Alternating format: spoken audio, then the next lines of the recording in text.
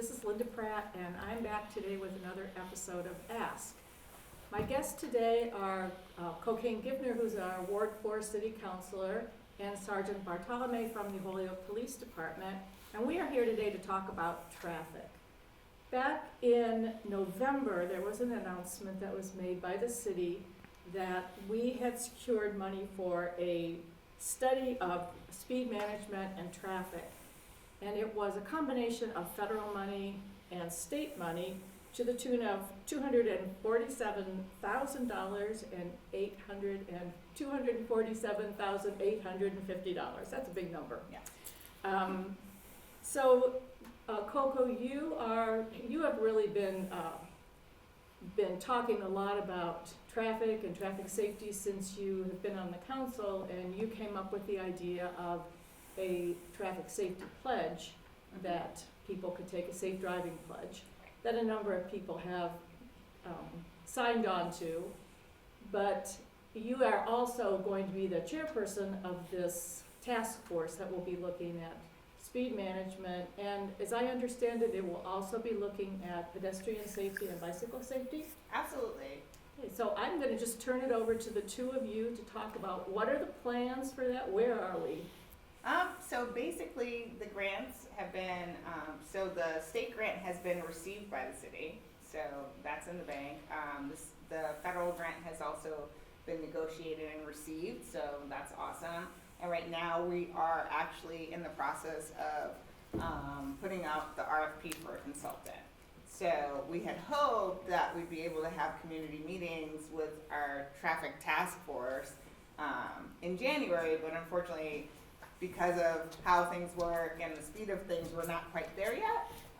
But we didn't want to, or I should say, I didn't feel comfortable starting to meet with everyone until we actually knew what was going on, knew what the parameters were, and actually had a consultant in place. Because the consultant's job is to take in all the information from the community and really incorporate it into what we can and can't do with the grant money.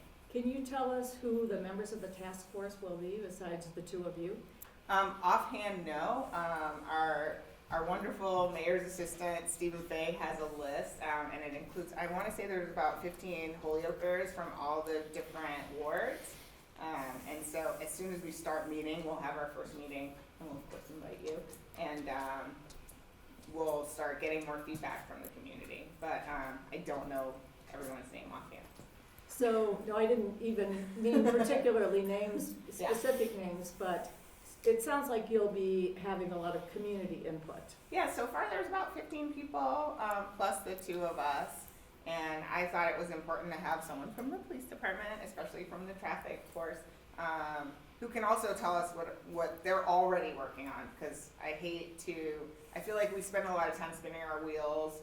We're all spinning them in the same direction. We don't always know what everyone's already doing. So I thought it was important to get Sergeant Bartolomei involved, and also, city department heads, so that once we all get together, people can chime in onto things that are already happening, so that we don't recreate plans that already exist, and that way we're not wasting money on a study of things that have already been figured out. Well, that makes a lot of sense. Well, Sergeant, do you want to talk a little bit about what is going on currently with traffic in the city? Certainly. We're looking forward to the committee and getting together and talking about that. Currently, we accept a traffic grant every year from the state that begins in December, and it runs December 1st to December 31st. That's the first month of the grant. And then it stops until the beginning of April. So come the beginning of April, again, we'll start to put cruisers out for the traffic, what we call the traffic grant. And those cruisers are sent all over the city in different places, depending on what's happening in the city and what kind of complaints we're having for different traffic issues. And that will run April, May, June, July, and August. So there'll be 5 months of that. And what we do is we break down the grant. I want to say this year the grant was for $39,600, somewhere in that area. We break that down into 6 even months, and we hire as many people as we can for the amount of money that we have for that month. So depending on who we hire and what goes on, we get different amounts of patrolmen and different hours put out. And the hours run from the middle of the day to the evening. and they're all over the city. So that's one portion of what we're doing. I know that I had spoken with the chief prior to coming over today, and he has some plans this spring to put out extra patrols with some of the money that he has in the department that he's kind of putting aside a little bit for extra traffic patrols also. So, we'll have that on top of the traffic grant this year that we'll be putting out and trying to deter some of the issues that we're having in the city. Can you talk a little bit about what the department sees as some of the biggest traffic issues? We, just like the rest of the people of the city, see the traffic issues the same way. It's speed, it's people not stopping for stop signs, it's people not stopping for red lights. It's the same things. We see it also. It's hard. We currently run 6 police cars on each shift. Those patrol cars are very busy. We're a very busy city. And so we don't have any specific cars for traffic enforcement on our regular patrols. If we have extra bodies, what I'll call bodies, extra patrolmen working during any given shift, we can assign that person to a traffic car. But that traffic car then gets tasked with going to our motor vehicle accidents during that day. So it's not just, the traffic car gets to go out and write tickets all day, or they get to run radar in one specific point of the city. And as you know, our city's a big place, and there are different places. If I was to talk to somebody from Ward 4, they would say they want me over here. If I was to talk to somebody from Ward 1, they'd say they want me down here. But if I'm just one person in one car for the day, and my day gets broken up by going to this accident over here and this accident over here, we're not getting as much traffic enforcement out of that one car as we would like, even though we're calling them the traffic car. So, hopefully with these extra patrols that the chief is hoping for in the spring, we get to do a little more curbing of some of these bad behaviors. And with that, hopefully people get the idea that we're out there and we're going to stop them and they're going to be cited, and, that deters some bad behavior. Coco, with this grant that the city has, you mentioned that a consultant would be hired. Can you talk a little bit about the purpose of the consultant? What do you hope to get? Like, what are the outcomes you're looking for with this traffic study? So, I've also been taking part in this Transportation for Massachusetts group, and it's like we have these Zoom calls talking about different problems in different cities. And basically, a lot of cities are having the same problems. We hire consultants to study the traffic, to give us a plan, an action plan, and then we have problems with implementation because of funding, So I'm really hoping that this time we can do things slightly different. I've understood that we can do implementation, like mock implementation or test implementation of ideas. So I'm hoping that we come out of this, the consultant can give us traffic calming measures, and then we can implement some of them with some of the grant as well. So, and those wouldn't be permanent, but like, let's say, in a perfect world, or the way I see it, it would be lovely to implement in each ward, because I feel like not all wards feel like they get represented all the time. So I would love to see in each ward something get implemented where the residents of the city can see something happening. So let's say one ward wants to see more speed humps on one street, and another ward would like to see what happens if they put in a roundabout, and another ward would like to see if they made a certain section a pedestrian zone. It would be lovely if we could use some of that grant money to implement like a study of test areas where we could actually, put those things into place with temporary structures that would show people, hey, if we do this, this is what it would look like.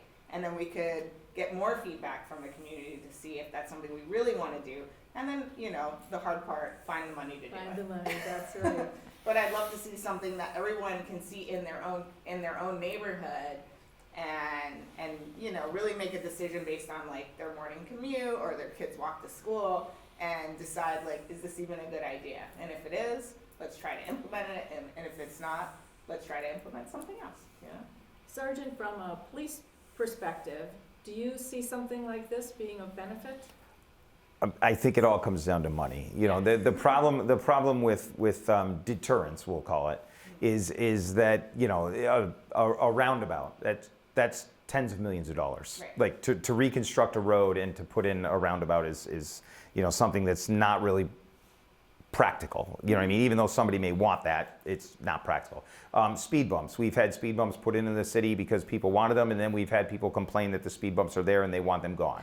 So, you know what I mean? For every person that wants this, there's somebody that wants that. I understand. I wish I could put a policeman out everywhere where people were speeding and we could slow everybody down. I wish that were the case. We don't have enough policemen. So everything always comes back to money. You know, like, can we do? But I think it's important to talk about what it is we're doing and to be on the same page so that everybody understands that, you know, it's frustrating for some people if they think nothing's being done. It's frustrating for us because we're trying to do things, but we're not getting it done as well as some would like. It's, you know, those frustrations are real. And I think if we all get put in the same room and we can talk about that, then everybody can understand what's going on the other side and get a better idea.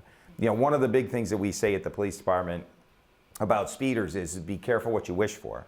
Because when you ask me to come out to your street to write tickets, a large percentage of the tickets I write are going to be for the people who live in your neighborhood, who live on your street, who are speeding. And that's, you know, so it's always be careful what you wish for. That doesn't mean that we shouldn't write tickets, but just be careful what you wish for, because once you call us out there and we go out there and we do our thing, you know, we get situations where we get calls from people saying we need more enforcement, we need more enforcement. Then we go out and we do the enforcement. Then we get calls from people going, why did you do this? Why did you write so many tickets? Why did these, you know, so many people in the neighborhood call the mayor's office and say, why did you do this? So, you know, it's a tough animal to wrap your hands around and completely say, we're fixing this problem. You know, and I think, like Kocayne said, that, you know, going back, and she's spoken to people from other communities, obviously we speak to police departments all over the state. We're all suffering from this. Everybody is. And I think we kind of lost the handle on this during COVID. When you know, everything slowed down and you know, cars weren't being stopped by the police because we weren't sure what was going on, and there weren't a lot of cars out, but everybody was just, it was like the wild, wild west. And now all of a sudden we're all back to it. And everybody's driving again, and we're all back to work, and we're all kind of, and it's like, whoa, everybody needs to remember that there were rules. Like, we have rules that we follow on the road, and, you know, so it's hard to bring everybody back to where we need them to be, but we're trying. You know, one thing I've noticed in Holyoke, compared to, say, East Hampton or Northampton, is that people don't always stop for pedestrians and crosswalks. I don't know if that's because some people don't realize that that's a law, that you need to do that, or if it's that many of our crosswalks are not well marked. I always try to wave and thank people when they do see me and stop, but I wondered if you have any suggestions for how we can help people realize that it is an important thing. Either of you? Want me to go first? Sure. Okay. I think that the you know, being out there on the road and stuff, that's a two-way street. That's, you know, the pedestrians have to understand that stepping out into the road when a car is coming down the road is not a good idea. And because you step into the crosswalk does not give you the right to walk in front of a moving vehicle, even though you're in the crosswalk. You know, if you're in the crosswalk, the vehicle has to stop for you. If you're at the beginning of the crosswalk and the car is coming, it's not a good idea to walk out in front of that car, and because you believe that you're in the crosswalk and people are going to stop. We've had many of accidents with pedestrians and bicycles, where the pedestrians and the bicyclists have been at fault. But we always want to point the finger at the motor vehicle because, you know, we have traffic issues. So that's a two-way street also. I think we have to educate both the public on what the rules are and that there are crosswalks. And many people cross the street in the middle of the road. Like, they don't walk down to the corner and go across the crosswalk. You know, and many people are at the crosswalk and they're waiting for the car to stop and the car's not stopping. So I think that's also a two-way street, and it's education. It's education on both sides, both on the pedestrian and on the motor vehicle. Well, and I think also we have a lot of people who are walking like this. Yes. Or driving like this. Yeah. Absolutely, In driving, spite of the yes. fact that, No, you know, you're we absolutely have right. The hands-free. Well, Yes. I think too, so to your point, you know, all the crosswalks aren't necessarily well painted. We live in Massachusetts, you know, every yes. season they kind of need to be redone. So that's first Yes. off, and that's a lot of work. But I also think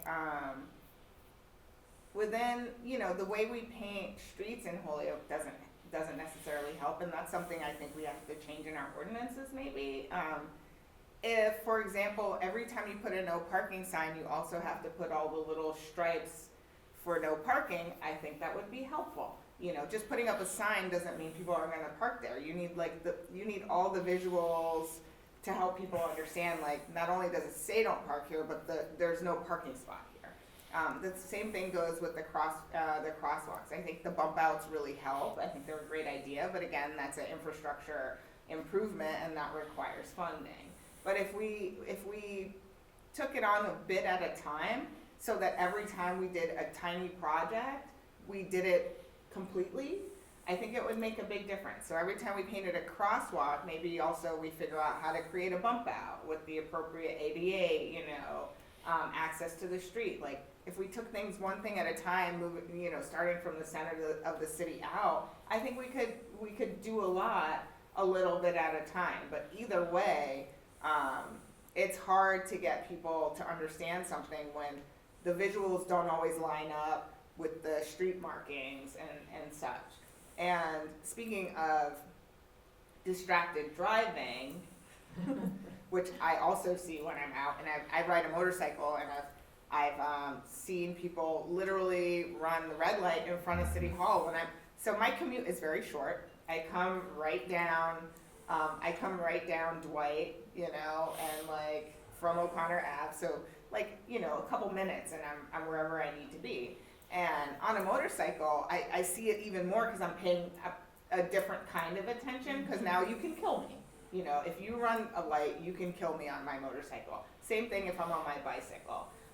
And I just feel like a distracted driving campaign would really help us. And so recently, like maybe 2 weeks ago, a woman from Travelers Marketing, from Travelers Insurance, they have a marketing component. And she reached out, her name is Liz Hemingway, she reached out to the city. They had a really successful Buckle Up campaign in Brockton, Mass. And she reached out to the city to see if we could do a distracted driving campaign in the city. And I just thought, how remarkable would that be? And how well would it line up with the grants we're getting, with the traffic grants, you know, with the spring traffic grants that help us get more, you know, more traffic police on the streets. And I really feel like a lot of things are coming together right now.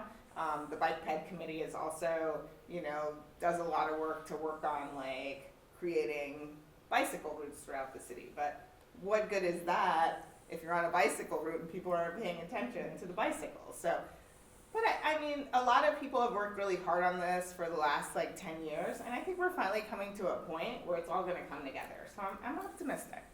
Well, thank you both for agreeing to be here and talk about this today. And it sounds like while there may be some things that are quite expensive, there are also things that we can do that won't cost us much money, that are a matter of education, a matter of, as you said, making sure that when we paint, that we paint everything so that it's clearer to people about parking, no parking zones. So, yeah, I think it's exciting.